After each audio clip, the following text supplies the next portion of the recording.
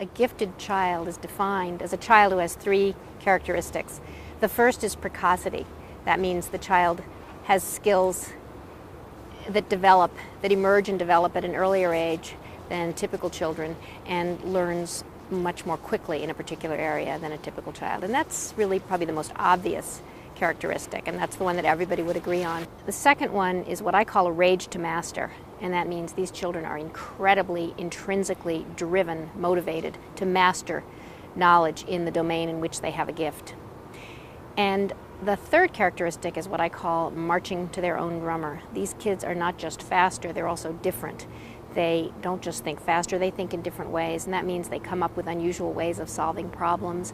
And they also learn in a different way, and primarily they learn on their own. They don't need a lot of adult support or scaffolding. So those are the three characteristics that I have argued define giftedness, whether it's giftedness in the IQ academic domain, or in the arts, or in music, or in chess, or in athletics. In terms of the factors that lead to giftedness, there's a lot of debate about how much is nature and how much is nurture. There are some people who argue that it's all nurture, that all you need to do is amass a huge amount of practice in your domain. Start early and work hard, and then you can get to be very gifted. I don't agree with that view. I think that there is clearly a biological basis to giftedness, and one of the pieces of evidence for this is that you can see very unusual signs in these children at a very young age, long before they've had a chance to start working hard. I'm not denying the importance of hard work. Nobody gets to be great in anything without a lot of hard work.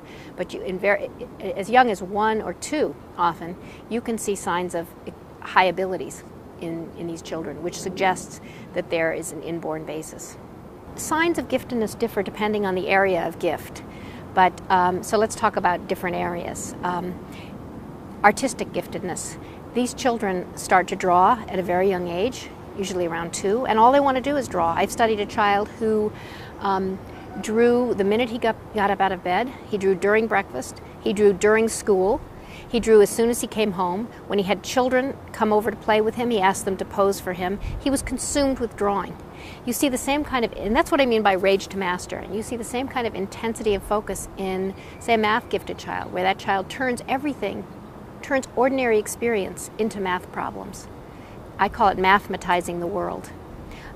In the verbal area, these are kids who read constantly, and they often read nonfiction rather than fiction.